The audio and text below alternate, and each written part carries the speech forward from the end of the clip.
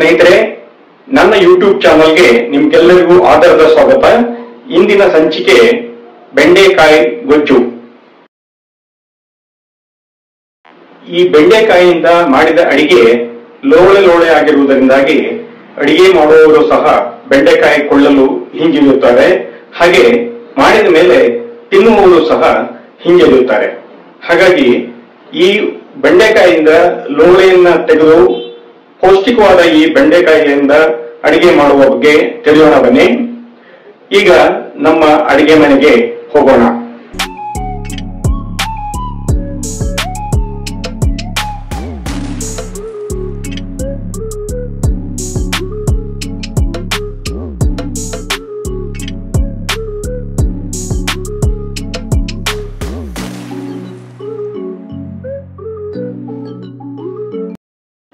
ಒಂದು 1/4 kg ಎಳೆತಾಗಿರುವಂತಹ ಬೆಂಡೆಕಾಯಿ ಇಟ್ಟುಕೊಳ್ಳಿ.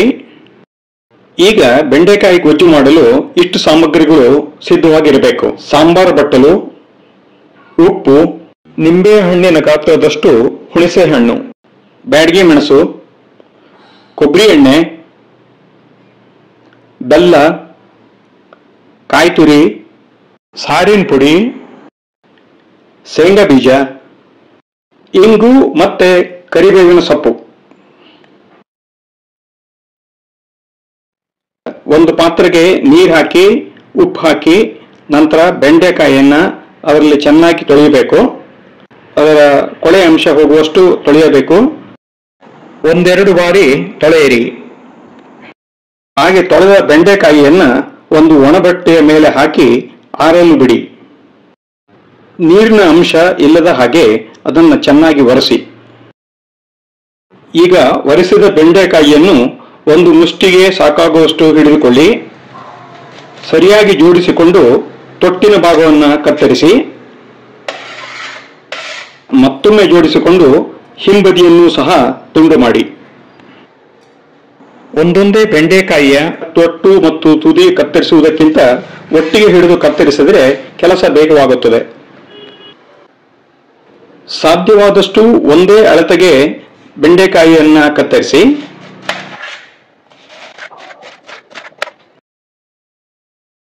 ಕತ್ತರಿಸಿದ ಬೆಂಡೆಕಾಯಿಯನ್ನ ಒಂದು ಕಡೆ ಇಟ್ಟುಕೊಳ್ಳಿ.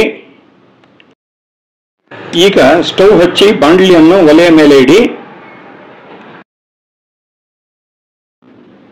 ಬಾಣಲಿಗೆ 2 ಚಮಚ ಕೊಬ್ಬರಿ ಎಣ್ಣೆ ಅಥವಾ ನೀವು ಬಳಸುವ ಯಾವುದೇ ತಿನ್ನುವ ಎಣ್ಣೆಯನ್ನ ಹಾಕಿ ಎಣ್ಣೆಯನ್ನು ಕಾಯಲು ಬಿಡಿ. ಈಗ ಕತ್ತರಿಸಿಟ್ಟುಕೊಂಡ ಬೆಂಡೆಕಾಯಿಯನ್ನ ಪೂರ್ಣ ಹಾಕಿ ಪದೇ ಪದೇ ಹುರಿಯುತ್ತಾ ಇರಿ. ಸಣ್ಣ ಬೆಂಕಿ ಮಾಡಿಕೊಂಡು ಮತ್ತೊಮ್ಮೆ ಹುರಿಯಿರಿ. ಈಗ ಬೌಲ್ಗೆ ನೀರನ್ನು ಹಾಕಿಕೊಂಡು ಹುಣಸೆ ಹಣ್ಣನ್ನ ತೊಳೆದುಕೊಳ್ಳಿ. ಹುಣಸೆ ಹಣ್ಣಿನ ಬೌಲ್ಗೆ 1/4 ಭಾಗ ನೀರು ಹಾಕಿ. ಹುಣಸೆ ಹಣ್ಣಿನ ಪೂರ್ಣ ಹುಳಿ ಬೌಲ್ಗೆ ಬರುವ ತನಕ ಚೆನ್ನಾಗಿ ಕಿವುಚಿ. ಮಂದವಾದ ಹುಣಸೆ ಹುಳಿ ಸಿದ್ಧವಾಗಿದೆ. ಈಗ ಹುರಿಯಲು ಇಟ್ಟಿರುವ ಬೆಂಡೆಕಾಯಿಗೆ 1/2 ಚಮಚ ಉಪ್ಪು ಹಾಕಿ ಚೆನ್ನಾಗಿ ಮಿಶ್ರಣ ಮಾಡಿ ನಂತರ ಮುಚ್ಚಿ ಸ್ವಲ್ಪ ಬೇಯಲು ಬಿಡಿ. ಬೇಯಲು ಬಿಟ್ಟ ಬೆಂಡೆಕಾಯಿಯನ್ನ ಇನ್ನೊಂದು ಒಲೆ ಮೇಲಿಡಿ. ಹಾಗೆ ಒಂದು ಒಲೆ ಮೇಲೆ ಒಗ್ಗರಣೆಗೆ ಸಿದ್ಧತೆ ಮಾಡಿಕೊಳ್ಳಿ. ಮೊದಲು ಸುಮಾರು 3 ಚಮಚ ಎಣ್ಣೆ ಹಾಕಿ ಎಣ್ಣೆಯನ್ನು ಕಾಯಲು ಬಿಡಿ. ಇನ್ನೊಂದು ಒಲೆಯ ಮೇಲಿರುವ ಬೆಂಡೆಕಾಯಿಯನ್ನ ಹುರಿಯುತ್ತಾ ಸಾಗಿ.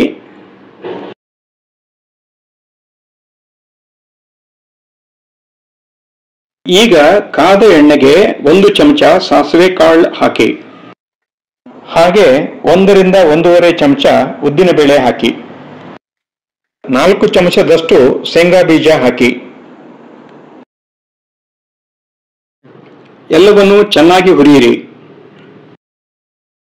2 ಬ್ಯಾಡಗಿ ಮೆಣಸು ತುಂಡು ಮಾಡಿ ಹಾಕಿ. ಸ್ವಲ್ಪ ಇಂಗಿನ ಪುಡಿಯನ್ನು ಹಾಕಿ. ಈಗ 1 ಚಮಚ ಜೀರಿಗೆ ಹಾಕಿ. ಮತ್ತೆ ಮಿಶ್ರಣ ಮಾಡಿ ಹುರಿಯಿರಿ. 2 ಎಸಳು ಕರಿಬೇವಿನ ಸೊಪ್ಪನ್ನು ಹಾಕಿ ಮತ್ತೆ ಹುರಿಯುತ್ತಾ ಹೋಗಿ.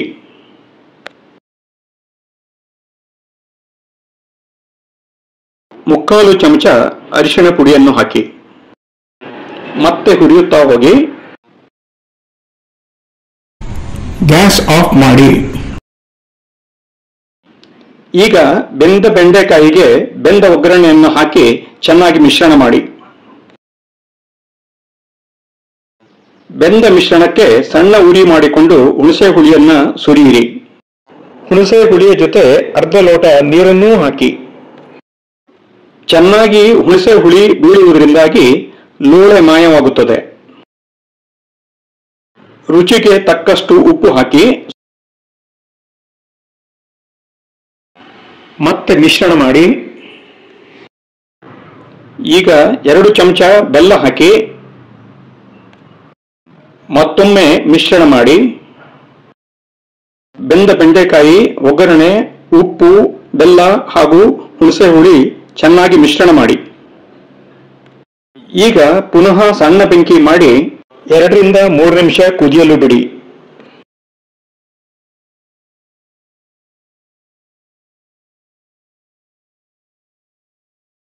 ಈಗ 3 ಚಮಚ ಸಾರಿನ ಪುಡಿ ಹಾಕಿ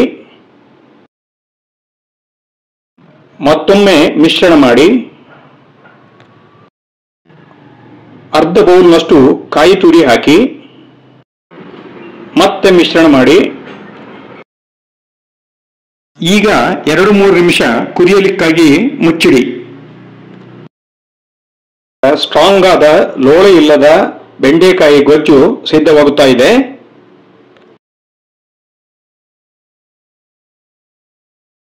ಚೆನ್ನಾಗಿ ಕುದ್ದ ಮೇಲೆ ಗ್ಯಾಸ್ ಆಫ್ ಮಾಡಿ. ಹೀಗೆ ಸಿದ್ಧವಾದ ಬೆಂಡೆಕಾಯಿ ಗೊಜ್ಜನ್ನ ಶುದ್ಧವಾದ ಬೌಲ್ಗೆ ಹಾಕಿ.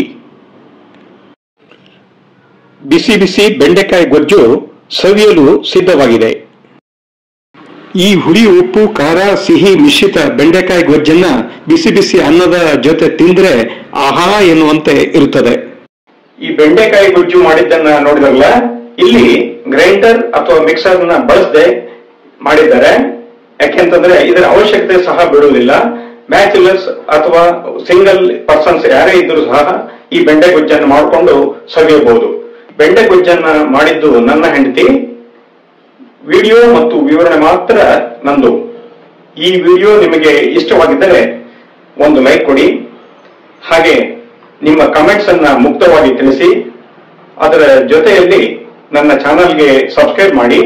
ಅದರ ಜೊತೆಯಲ್ಲಿ ಇಂತಹ ವಿಷಯಗಳು ಇನ್ನೊಬ್ಬರಿಗೂ ತಿಳಿಯಲಿ ಎಂದು ಶೇರ್ ಮಾಡಿ. ಮತ್ತೆ ಭೇಟಿಯಾಗೋಣ ಮುಂದಿನ ಸಂಚಿಕೆಯಲ್ಲಿ. ಧನ್ಯವಾದಗಳು.